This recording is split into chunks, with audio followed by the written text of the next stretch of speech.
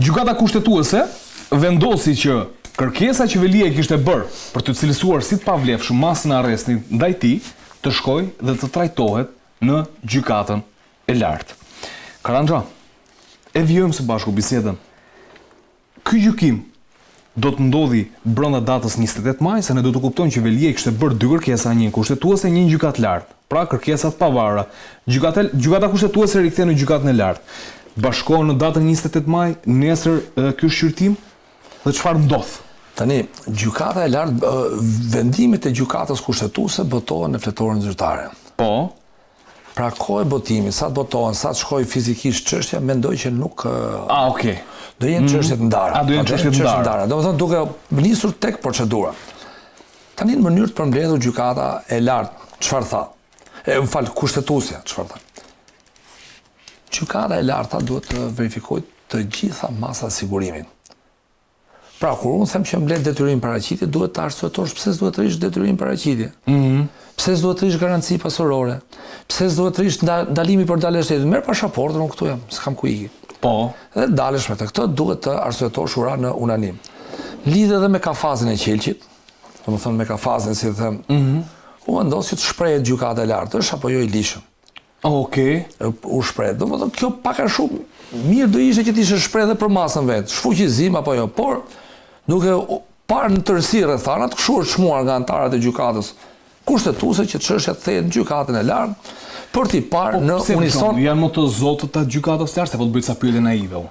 Janë më të zotët të gjykatës lartë, e gjykojnë më mirë çështjen se ata të kushtetueses. Kushtetuesja vlerësoi që nuk na takon neve për çështje kompetencash që të japim një verdikt final. Tani gjykata kushtetuese është gjykatë që bën interpretimin e kushtetuesës, ligjit kushtetues. Ligjit kushtetues, po. Pra, interpreton ligjin kushtetues, ndërsa gjykata e lartë bën interpretimin, është gjykatë ligji shef, zbatimin e ligjit procedurial. Okej. Por janë disa norma proceduriale që cilat janë në kushtetutë. Për shembull, në 27 i kushtetutës thotë çdo kusht mund të hiqet, nuk mund të hiqet liria as kujt përveç procedurës parashikuar ligj. Okej. Pra, procedura ligjore është interpretim kushtetues. Në 42 procesi rregullt ligjor nga gjykata e pavarur e paanshme e krijuar me ligj.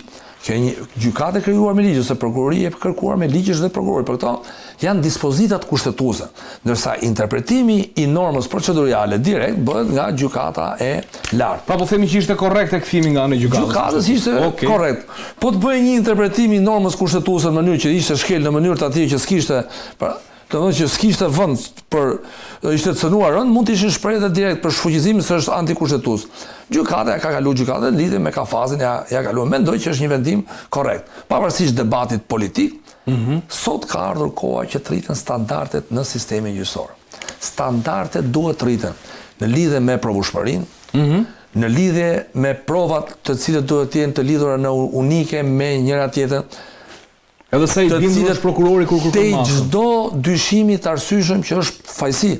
Pra ti kur e shef një çështje, që është çështje kot në thojza, ose është një çështje që mund sjell që rrezikon pa fajsi, ti mund ta hetosh në gjendje të lirë, s'ke me fut në burg. Pra fut në burg dhe kjo unë e quaj pozitive.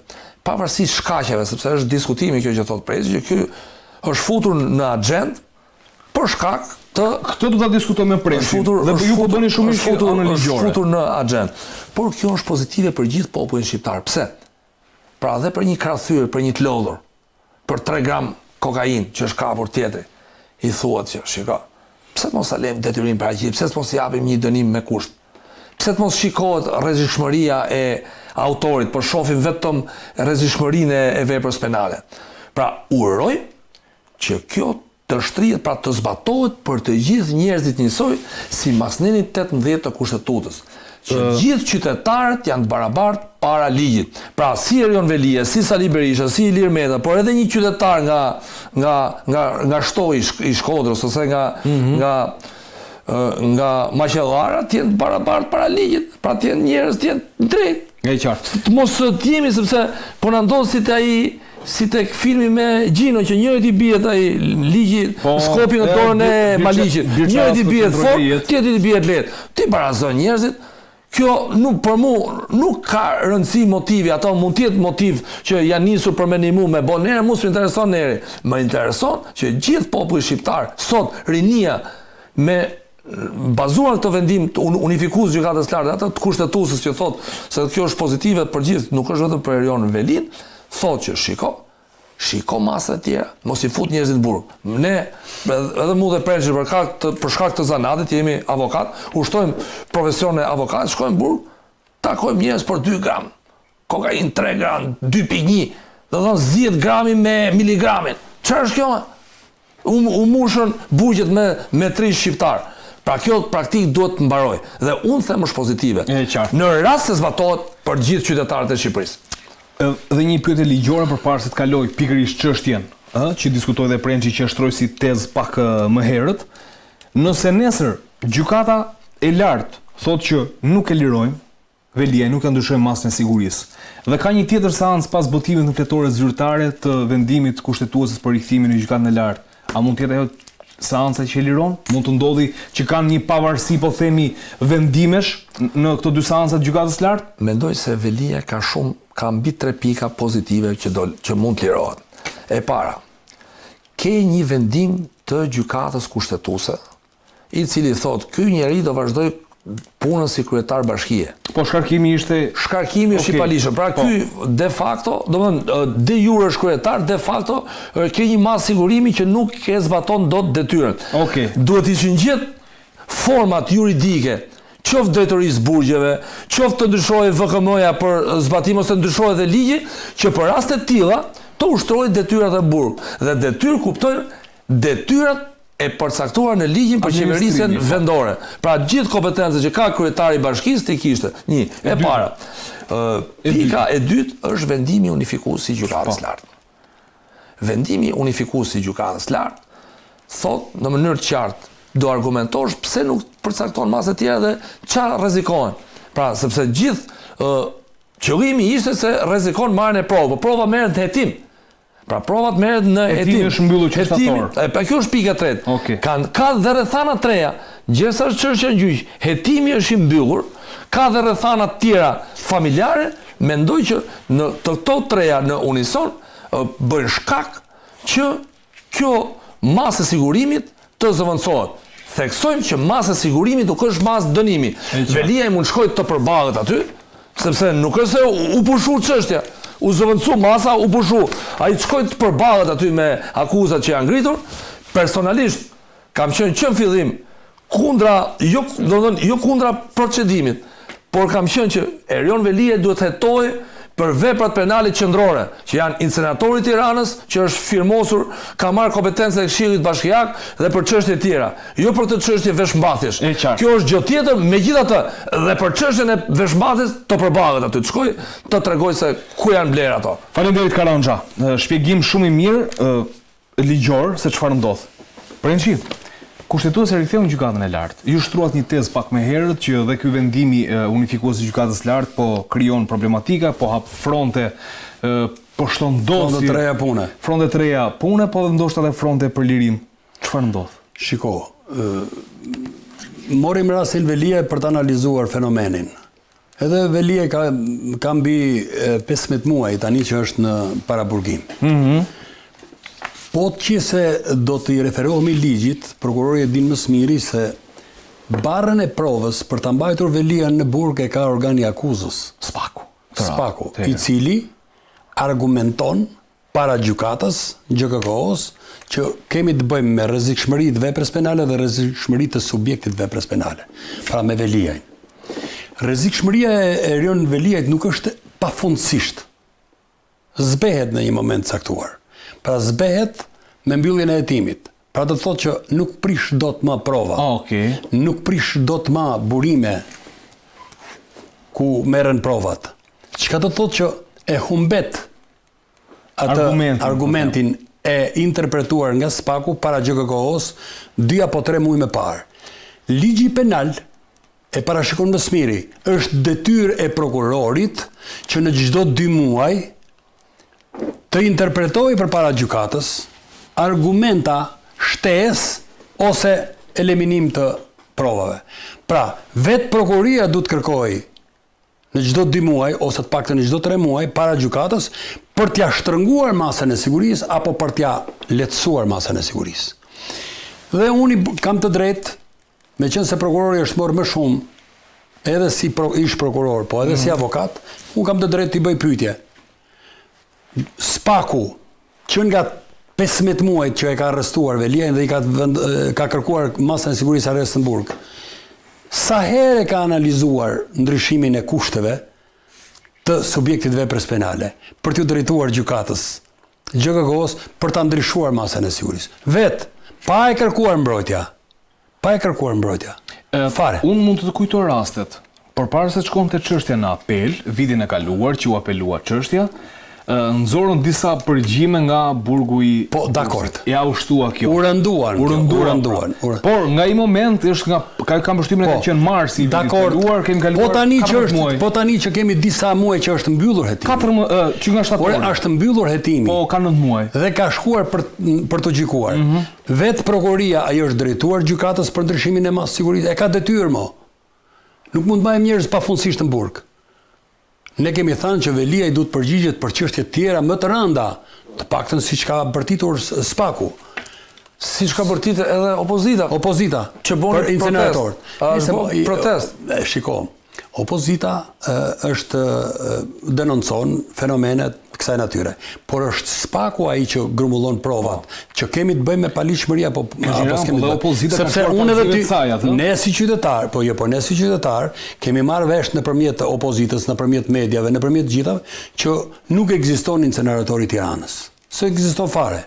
Paguajmë taksa qytetarët e Tiranës çdo ditë për inceneratorin e Tiranës.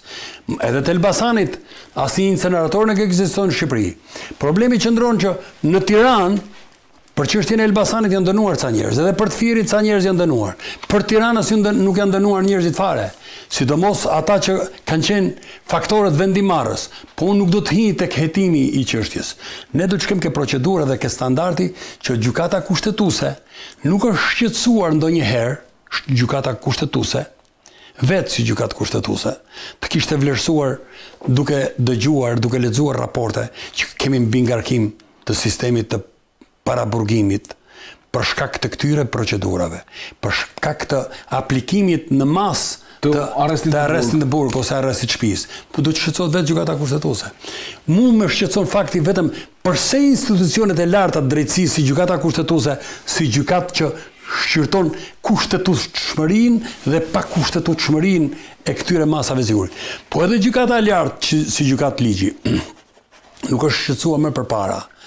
Por kur fillon të shqetësohet? Fillon të shqetësohet kur intensiteti të burgosurve VIP në burgjet shqiptare u rrit dhe ajo shpata e Spakut filloi të ngrihet në nivele të larta.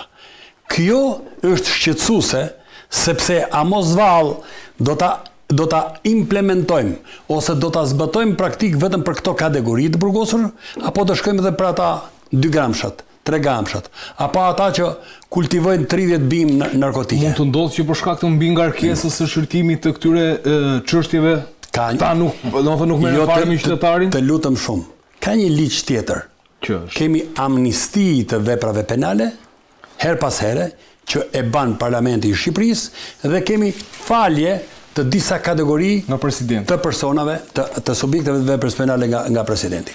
Pra, parimi i zbutjes së ngarkesës bëhet edhe me këto 2 veprime, amnistin dhe faljen. Por këtu jemi ke një problem tjetër, ne jemi te masa e sigurisë, që s'ka dënim, por që përdoret dhe duhet të përdoret në profesionalitet me rrezikshmërinë e veprës penale dhe të subjekteve të veprës penale. Dhe unë them, a do të ndërgjegjësohet sepse ti mund ta morësh vendimin sa dush, ai gjykata e faktit përsëri shkon me masë sigurie. Me masë sigurie për gjitha veprat, sepse thotë unë jam i bindur që ka rrezikshmëri. Dhe ti mund ta çlirësh burgun sot nga këto ankimimet në gjykatë kushtetuese, por mbushet me këto spaçatorët e cigareve të hashashit. Edhe a do kemi standard të njëjtë për gjithë shqiptarët apo do kemi një trysni vetëm për të burgosurit VIP? Kjo më shqetëson. Çfarë pretendoni tani? Dhe nëse nuk fillon ndryshimi tek perceptimi i prokurorëve, i oficerëve të BKH-s, i oficerëve të policisë gjyqësore dhe i gjykatës së shkallës së parë, të jurisdiksionit përgjithshëm, për të patur barrën e provës për të argumentuar më së miri para gjykatës se pse na duhet kjo masë sigurie. Dhe përse nuk mund të aplikojmë një masë tjetër më të butë sigurie, atëherë do kemi dy standarde, dhe dy standardet në Shqipëri s'ka dy standarde, ka 10 lloje standardesh. Por kjo është shqetësuese. Megjithatë, çfarë do me Veliajn? Lirohet apo jo? Nesër, nëse nuk lirohet nesër, seanca e radhës që ka kërkuar kushtetuese në gjykatën e lartë? Shiko, unë nuk mund ta them këtë sepse për Veliajn është folur shumë dhe ka ngarkesa, dikush thot për 2-3 çështje, dikush thot për 9 çështje, dikush thot për 13 çështje.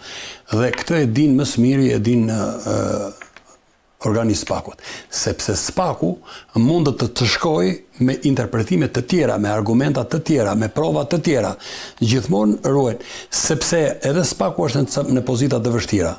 Nëse Spaku do të dështojë në mbrojtjen e akuzave dhe të provave që ka depozituar pranë gjykatës për të burgosurit VIP, Spaku nuk mund të shihet më nga ndërkombëtarët si një organ serioz, profesional, sepse në rast se do të dështojmë këtë burgosurit VIP, po bota nuk është e interesuar që ne të godasim vetëm ato që pinë cigara hashashi. Në 34 kushtet e raportit të Bashkimit Evropian për miratimin e raportit i barë të piketave të ndërmjetme, vetëm se nuk është dhënë emri i personave dhe i çështjeve, vetëm se nuk është dhënë për shembull emri Andi Bora, ama fenomeni flet për nivele zëvendës kryeministrash, fenomeni flet për çështjen Akshi, fenomeni flet për pronat, po me pronat nuk ka lujt gazetari, ka lujtur institucioni. A kupton? Po janë disa çështje, janë 34 kushte shumë të rënda që realisht tani fillon, deri tani ka qenë vullneti i popullit shqiptar që është vlerësuar nga ndërkombëtarët dhe nga Bashkimi Evropian.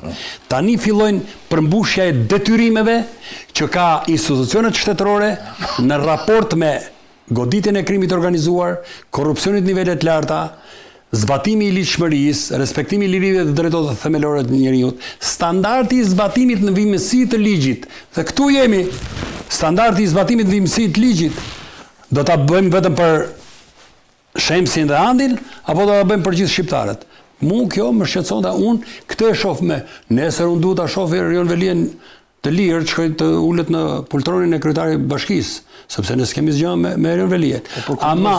Ama problemi qëndron si me çfarë syzesh do ta shikojnë ata esnafët që kanë detyrimin ligjor.